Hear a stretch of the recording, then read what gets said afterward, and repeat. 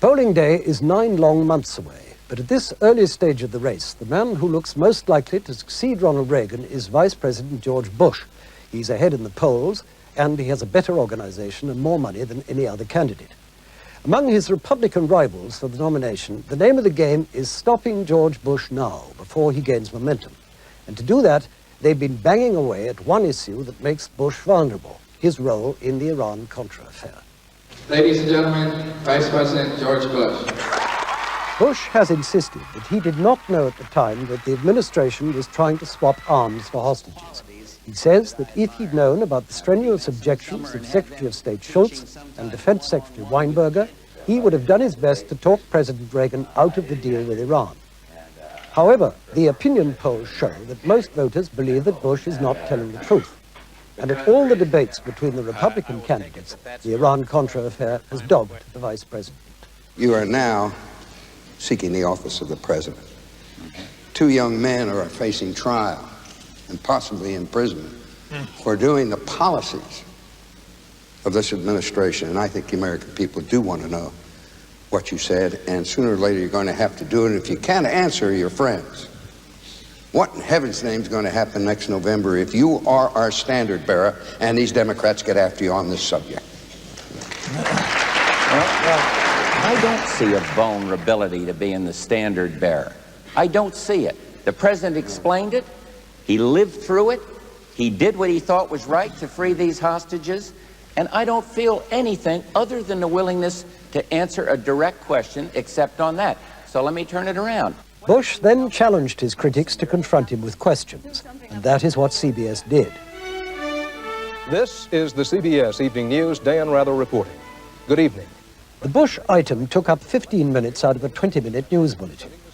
First, Dan Rather narrated a 5-minute background report, in effect the case for the prosecution, while Bush watched from his private office. Questions remain about Vice President Bush's role in the Iran arms sale. He insists he was out of the loop, uninformed about the events and the risks of the Iran initiative. But the record shows Mr. Bush attended more than 15 meetings in the Oval Office at which the arms sales were discussed. But he says he cannot recall hearing any strong objections. In his most recent account, Mr. Bush writes, "Had there been any strenuous objection, I am sure I would have remembered it." The record shows Bush was there when Secretary of State Shultz argued against the arms sales. Quote, "As forcefully as I could. I was intense." Mr. Vice President, thank you for being with us tonight. In the live interview that now followed, George Bush claimed that CBS had misled him into thinking he was taking part in a general political profile. 2 names cropped up in the ensuing exchange. First, William Buckley, the CIA chief in Beirut who was kidnapped and reportedly tortured to death. And Amiram Nir, the advisor on counterterrorism to Prime Minister Perez of Israel, who negotiated with US officials the transfer of American weapons to Iran from Israeli stocks. We pick up the interview after the first 3 minutes. You said that if you had known this was an arms for hostages swap, that you would have opposed it. You also said that you did not know that... May I answer that? That wasn't a question, it was a statement. Yes, it was a statement, and let me ask the question if I may first. The president created this program, as testified or stated publicly, he did not think it was arms for hostages. And it was only later that, and that's me, because I went along with it, because you know why, Dan? Because I worried when I saw Mr. Buckley, heard about Mr. Buckley being tortured to death, later admitted as the CIA chief.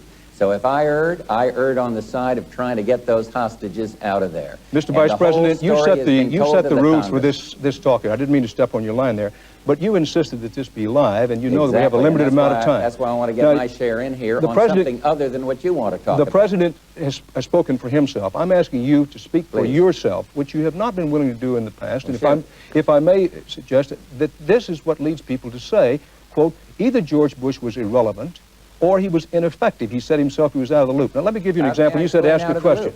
May I explain out of the loop? No operational role. Go ahead.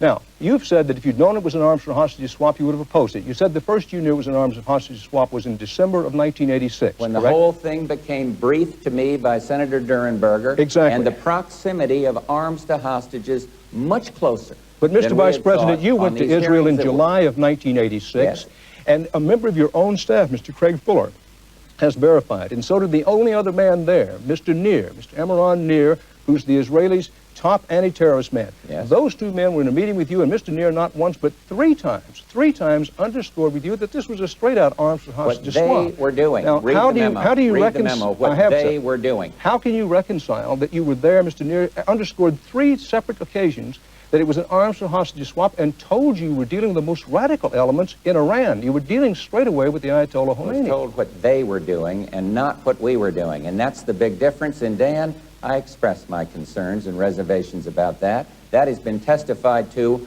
under oath by Mr. Poindexter, and it's been confirmed that I had reservations and spoke up by Don Regan. In fact, he said the other day that I expressed them to the president. That's correct. I don't discuss what I talked to the president because there's a principle involved. Nothing to do with Iran-Contra. It's the principle of confidentiality between the president and the vice president. Mr. Vice President, yes. The president himself has said he wants all the facts out.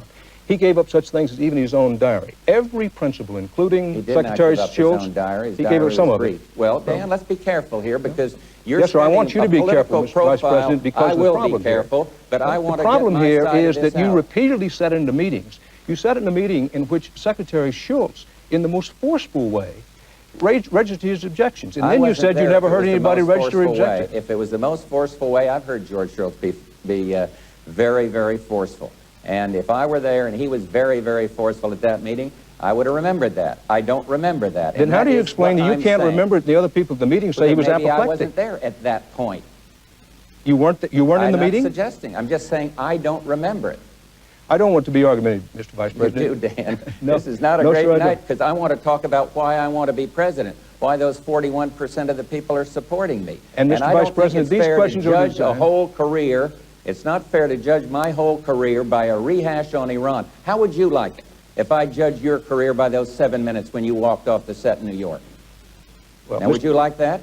Mr. I Vice have President, respect for you, but I don't have respect for what you're doing here tonight. Mr. Vice President, I think you'll agree that your qualification for president and what kind of leadership you'd bring to the country, what kind of government you'd have, what kind of people you'd have around him is much more important than what you just referred to. I'd be happy to. I want to be judged on the whole record. Well, and you're not. And I'm giving trying me an to set the record opportunity. straight. You Mr. invited Vice me to President. come here to talk about, I thought, the whole record. I want you to talk about the record. You sat in a meeting with George Shultz. Yes. He got apoplectic when he found out that you and the president were being party of sending missiles to the Ayatollah of Iran. Can you explain how you were supposed to be you're an anti-terrorist expert. Iran was officially a terrorist state.